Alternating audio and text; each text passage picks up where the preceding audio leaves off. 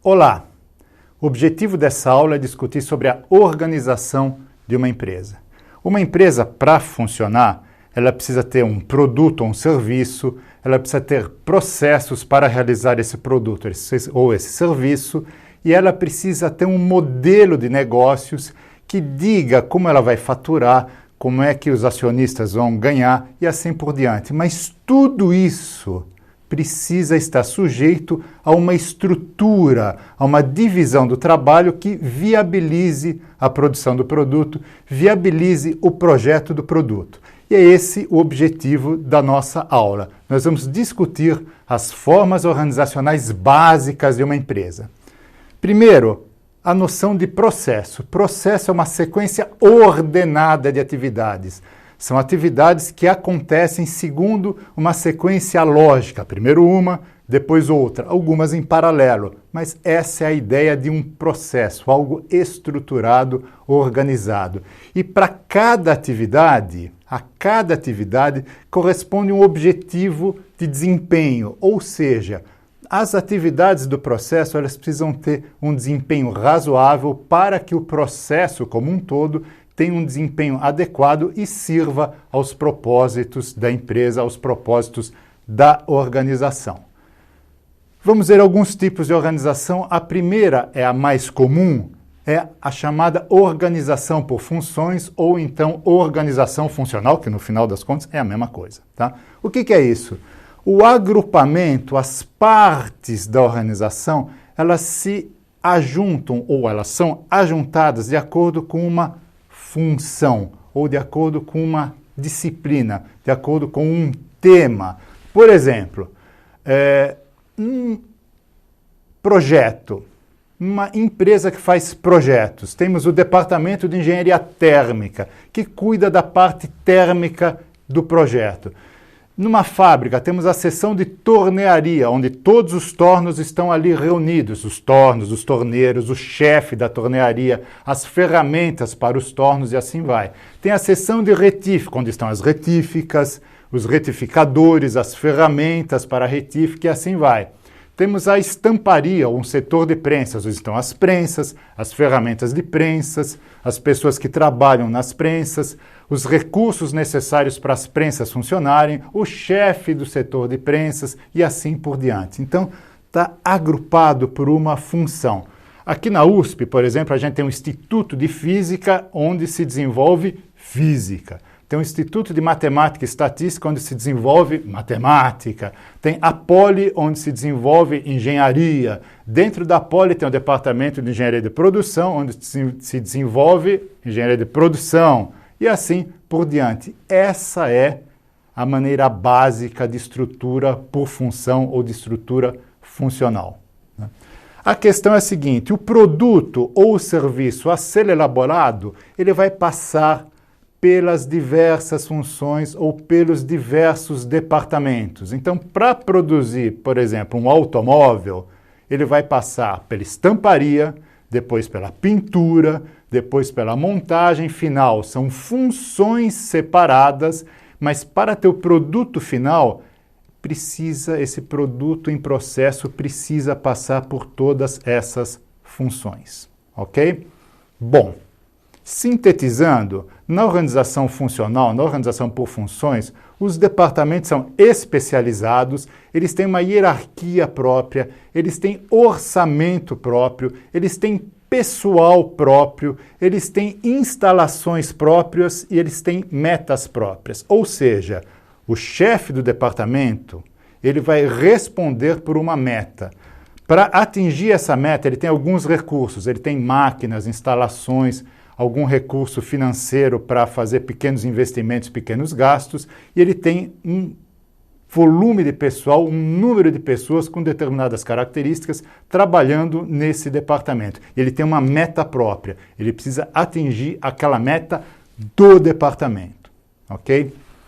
Isso tem uma enorme vantagem, propicia o aprofundamento naquela função.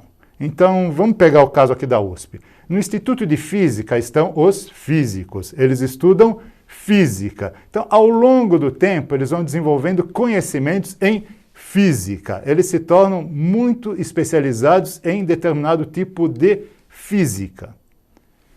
A biblioteca é uma biblioteca de física, ou seja, vai aprofundando naquela disciplina. Tá?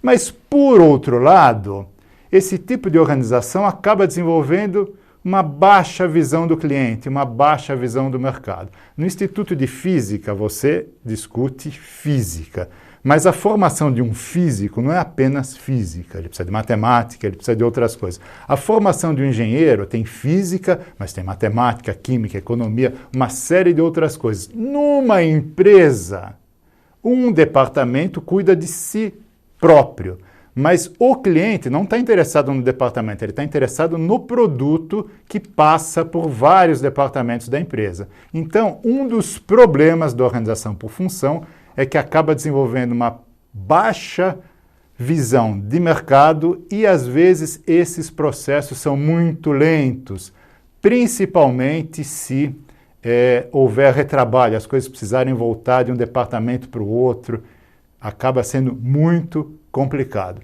Aqui tem um exemplo de um organograma, uma representação de uma empresa, uma representação gráfica da estrutura de uma empresa.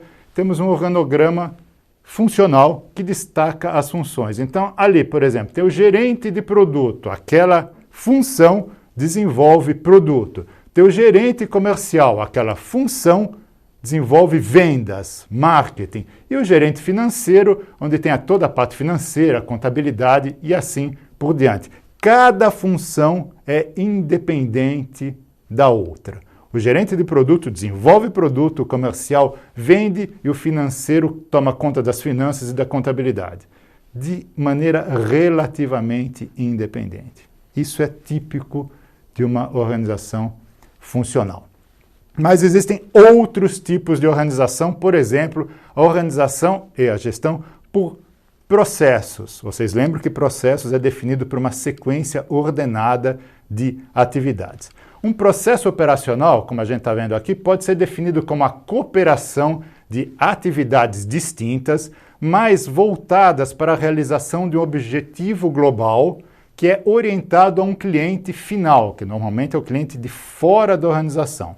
Isso implica uma organização transversal entre as atividades, entre essa atividade e essa outra precisa ter uma organização que a solidarize, um objetivo de desempenho global. Como é que eu vou saber se aquele projeto, se ele está indo bem ou não, quais os problemas gerais do processo, tá? Gerais daquele processo. Por exemplo, o tempo dele está demorando muito tempo, o custo é muito alto, alguns objetivos de desempenho global. E tem fatores de desempenho que estão ligados a pontos críticos, a atividades críticas. É preciso lembrar que não adianta uma atividade ir muito bem. O que interessa é o processo ir bem. Às vezes uma atividade vai bem, a outra não vai bem e o processo como um todo sofre. Então, esse objetivo de desempenho global é do processo como um todo. E todo processo tem um começo e um fim. Ele tem um desenrolar temporal. Tem um começo e um fim. Começa e termina. Começa e termina. Começa e termina. Bom, aqui vocês têm um exemplo de um processo. Nesse desenho tem o projeto, a manufatura, a montagem, vai indo, né? Um processo ele é repetido de forma recorrente dentro da empresa. Ele acontece várias vezes. Então, por exemplo, a produção de um automóvel, ele segue um processo definido. Empresas produzem 1.000, 2.000 automóveis por dia. Então, esse processo vai se repetindo muitas vezes. A mesma coisa, um processo de desenvolvimento de produto. Ainda que o produto possa mudar, mas a forma de desenvolver o produto segue um determinado processo, uma sequência de atividades, uma sequência ordenada de atividades. Isso a gente chama de processo operacional, né? A um processo operacional correspondem algumas coisas, eles têm algumas características. Tem um desempenho, ou um nível de performance, que formaliza o seu objetivo global. Um nível de qualidade, um prazo de entrega, um determinado custo, assim vai. Tem uma organização que materializa e estrutura transversalmente. Lembremos que o processo corta transversalmente a empresa, tá? Então ele vai estruturar a interdependência das atividades do processo durante a duração desse processo. E os atores, as pessoas que trabalham no processo, eles têm uma corresponsabilidade, tá? Eles são corresponsáveis pelo sucesso desse processo, que é medido pelo desempenho global. E localmente, em cada atividade, existe uma responsabilidade de cada grupo de atores. Por exemplo, na estamparia, os operários que estão estampando, os mecânicos de manutenção, eles têm uma responsabilidade por aquela atividade de estampar. Ainda, um processo operacional tem uma organização estruturada que é modelada em termos das trocas entre as atividades que o constituem. Então, tudo isso, toda essa troca, toda essa organização, essa sequência é pensada com relação ao cliente final, que afinal o processo existe por causa do cliente final. Um processo tem uma entrada, já que ele começa com uma entrada. A entrada pode ser tangível, um produto, um pedido, uma fatura, ou uma entrada intangível, por exemplo, uma decisão de lançar um novo produto, uma decisão de fazer um protótipo e assim por diante. O processo também tem saídas, que é o seu resultado, né? E a partir das saídas que a gente vai pensando a modelagem, a estruturação do processo. Já que a gente quer esse tipo de saída, como é que esse tipo de saída se constitui? O que é preciso fazer? Tá? Quais operações são necessárias para que ocorra essa saída? E um processo, evidentemente, ele precisa de recursos. Agora, os recursos são aqueles recursos que o processo vai consumir. É isso que interessa. Tal processo consome tais recursos, consome tanto de energia, tanto de determinado tipo de mão de obra e assim por diante. O processo tem um custo. O custo é o consumo desses recursos que, valorados, vão dar o custo desse processo. Tem um desempenho global que deve ser medido por poucos indicadores. Se o desempenho é medido por uma miríade de um monte de indicadores, o analista, quem está gerenciando, ele acaba não tendo uma visão sintética e pode se perder em detalhes. Então, 4, 5, essa ordem de grandeza está bom demais para aferir o desempenho global de um processo, né? E tem fatores de desempenho locais, ligados a pontos críticos. O que são pontos críticos? São atividades, decisões que elas são fundamentais, estruturantes para que o processo ande bem. Então, para essas atividades, eu preciso colocar alguns indicadores para que a gestão possa avaliar se aquela atividade está indo bem, porque ela tem um reflexo muito direto no desempenho global do processo. E, evidentemente, o processo, como ele tem um início e um fim, ele tem um desenrolar temporal. Ele tem um tempo que é consumido entre, por exemplo, a chegada de um pedido e a entrega. Aqui tem um exemplo de um processo. Vamos ver ali.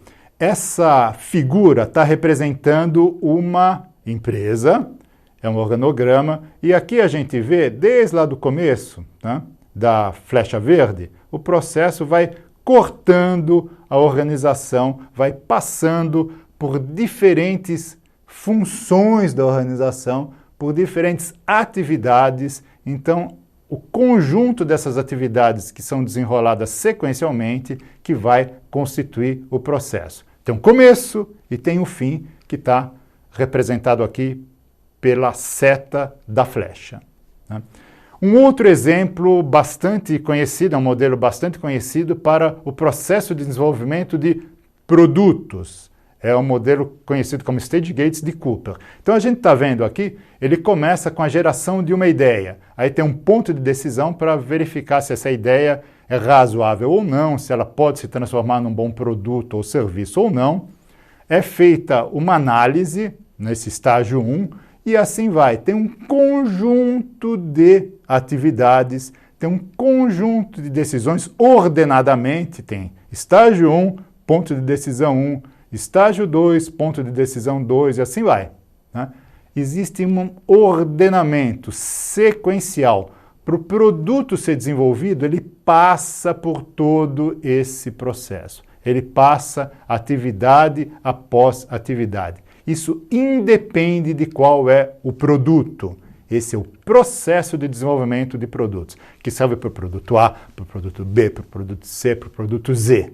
Okay? Essa é a lógica de um processo. Ele é recorrente dentro da organização.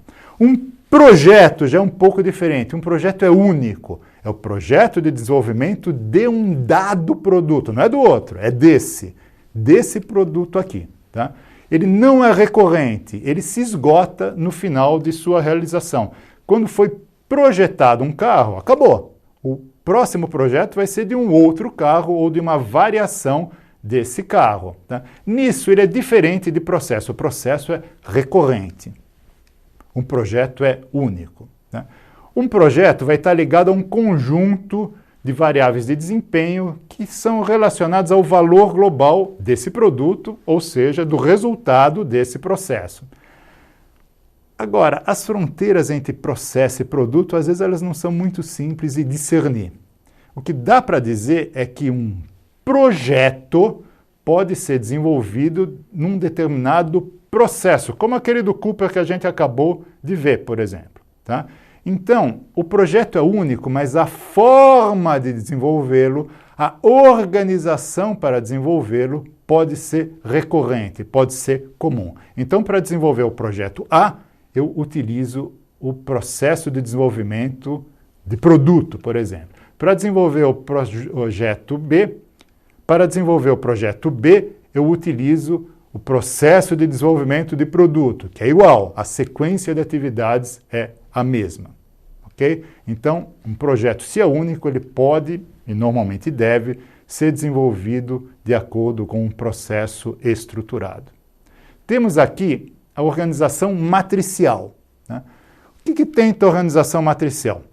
A gente viu que a organização por função, ela aprofunda, especializa, mas ela tem alguns problemas, que é uma pouca visão de mercado e, às vezes, ela é muito lenta para reagir a mudanças no ambiente, a mudança tecnológica, a entrada de um novo concorrente, uma nova regulamentação e assim por diante. Porque precisa passar por todos os departamentos, cada departamento tem um chefe que tem que autorizar e assim vai. Né? Acaba sendo muito lento. A organização por processos, ela tende a ser rápida, mas ela aprofunda pouco na disciplina. A organização matricial é uma tentativa de juntar o que é positivo da organização funcional com o que é positivo da organização por processos. Então, ela tenta pegar os benefícios das duas. E também ela é útil para alguns projetos que eles não ocupam a totalidade dos recursos da organização. Então, ela busca aprofundar o conhecimento da organização funcional, tá? Ela tem um cliente final, tá? E é adequado para um projeto que não ocupa 100% do tempo dos profissionais. Por exemplo, no desenvolvimento do produto, não ocupa 100% do tempo de um projetista térmico, ou 100% do tempo de um engenheiro elétrico, e assim por diante. Então, o que acontece? As pessoas acabam trabalhando em mais de um projeto.